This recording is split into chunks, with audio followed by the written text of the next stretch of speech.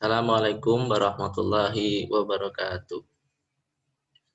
Di sini saya akan mempresentasikan hasil penulisan makalah saya tentang pentingnya kualitas audit.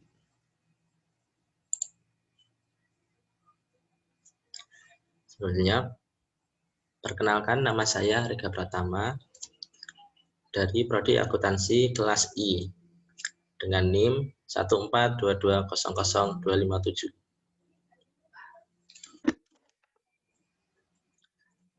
Berikut adalah isi makalah yang saya buat.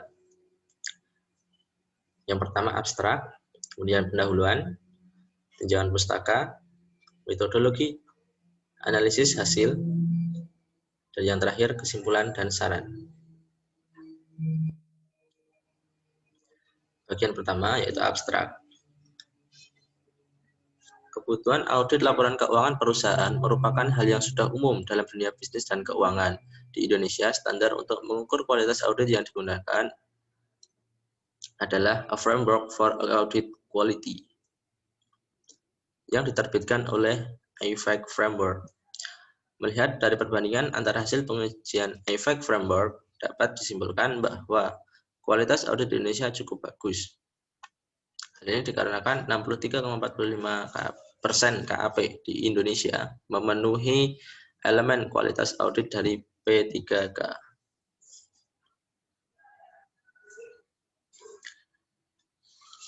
Bab 1. Latar belakang penulisan makalah ini adalah laporan keuangan perusahaan memegang peranan penting dalam mendukung pertumbuhan ekonomi berkelanjutan suatu negara. Peranan laporan keuangan dalam menopang pertumbuhan suatu negara diantaranya adalah menyajikan informasi yang dibutuhkan oleh berbagai pemangku kebijakan untuk mengambil keputusan. Mengingat pentingnya laporan keuangan, suatu audit yang berkualitas mutlak diperlukan untuk melindungi kepentingan publik agar setiap keputusan memiliki dampak yang signifikan bagi kemajuan korporasi atau pihak terkait dan masyarakat. Hasil pemeriksaan yang dilakukan oleh Pusat Pembinaan Profesi Keuangan atau P3K menunjukkan banyaknya KAP yang tidak memenuhi standar. Tujuan dari penulisan makalah ini adalah yang pertama, mengetahui kualitas audit di Indonesia, mengetahui hal-hal yang mempengaruhi kualitas audit di Indonesia, dan mengetahui karakteristik KAP. Selanjutnya, bab 2, tinjauan pustaka. Pengertian audit. Audit adalah suatu proses sistematik untuk memperoleh dan mengevaluasi bukti secara objektif mengenai pernyataan-pernyataan tentang kegiatan dan peristiwa ekonomi, dengan tujuan untuk menetapkan tingkat kesesuaian antara pernyataan-pernyataan tersebut dengan kriteria yang telah ditetapkan. Selanjutnya, kualitas audit. Kualitas audit digambarkan sebagai kemungkinan gabungan dari expertise atau keahlian seorang auditor untuk menemukan suatu pelanggaran atau kesalahan dalam pelaporan keuangan dan melaporkan pelanggaran tersebut ke pihak terkait. Selanjutnya, karakteristik KAP. Karakteristik KAP besar menurut De Angelo 1981. 1. Memiliki cabang atau korespondensi di 5 benua atau lebih dari 50 negara. 2. Melibatkan karyawan lebih dari 1.000 auditor di seluruh dunia. 3. Diklasifikasikan sebagai bagian dari Big Six Worldwide Accounting Firm. 4. Auditor minimal lulusan S1. 5. Memiliki lebih dari 50 signing partner. 6. Memiliki pendapatan secara internasional lebih dari 3 miliar dolar dan pendapatan secara nasional mendekati 1 miliar dolar.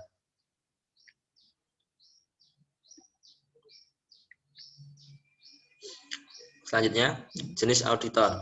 Jenis auditor ada 2, yaitu yang pertama, auditor eksternal. Dan yang auditor eksternal merupakan salah satu bentuk biaya keagenan untuk meminimalkan masalah-masalah keagenan. Auditor dipilih berdasarkan hasil seleksi perusahaan di mana perusahaan akan memastikan auditor yang akan dipekerjakan di perusahaan mereka. Auditor eksternal. Auditor internal, yaitu pemeriksaan yang dijalankan oleh unit audit internal yang dimiliki perusahaan terhadap financial report dan laporan akuntansi perusahaan serta meninjau kepatuhan akan kebijakan yang ditentukan pimpinan puncak, peraturan pemerintah, dan ketentuan dari perserikatan profesi.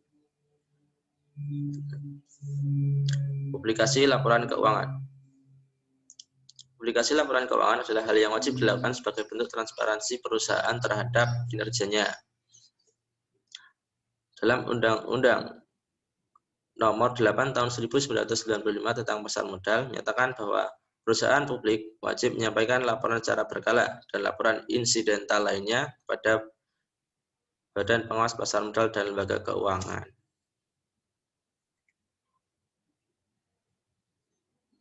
Bab ketiga, metodologi.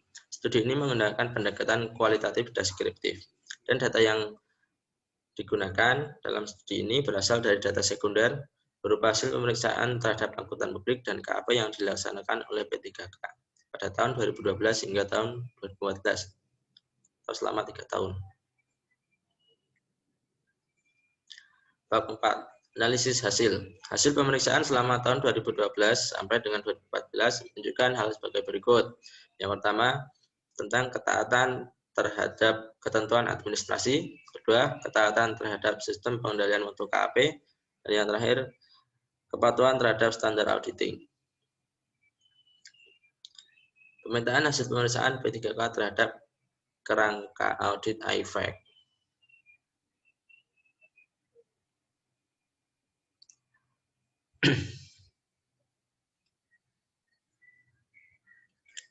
Dalam pemetaan hasil pemeriksaan P3K terhadap kerangka audit IFAC, dijabarkan secara rinci mengenai indikator kualitas audit dan tingkat kepatuhannya dalam bentuk persentase. Selanjutnya, analisis hasil pemetaan. Berdasarkan hasil penelitian tersebut dapat dilihat bahwa tidak semua elemen dalam kerangka audit IFAC yang dapat dinilai dengan menggunakan hasil pemeriksaan P3K. Penyebabnya adalah tidak semua elemen berkaitan dengan akuntan publik dan KAP, dan tidak semua elemen yang berkaitan dengan akuntan publik dan KAP diuji oleh P3K.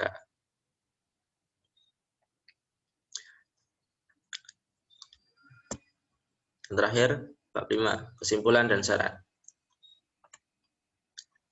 Kesimpulan dari penulisan makalah ini adalah berdasarkan analisis atas pemetaan hasil pemeriksaan P3K terhadap kerangka audit IFAC diperoleh kesimpulan bahwa kualitas audit di Indonesia cukup baik, dengan rata-rata tingkat kepatuhan akuntan publik dan KAP terhadap elemen dalam kerangka audit IFAC adalah sebesar 63,04%.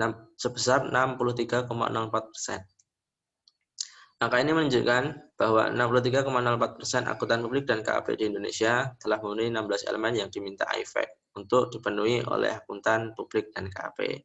Dengan demikian, kualitas audit sangat penting untuk keberlangsungan perusahaan sehingga tingkat mutunya selalu terjamin dan sebagai wujud transparansi pihak perusahaan mengenai sesuatu yang ada di dalamnya termasuk dalam hal laporan keuangan.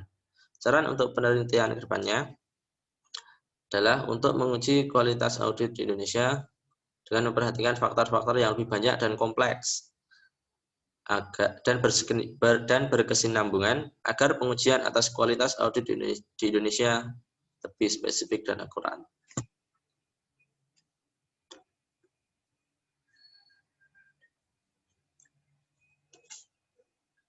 Sekian presentasi dari saya. Untuk menutup presentasi kali ini, saya memiliki satu quotes yang selalu saya pegang teguh, yaitu dari Imam Syafi'i. Jika kamu tidak sanggup menahan lelahnya belajar, maka kamu harus sanggup menahan perihnya kebodohan. Sekian, wassalamualaikum warahmatullahi wabarakatuh.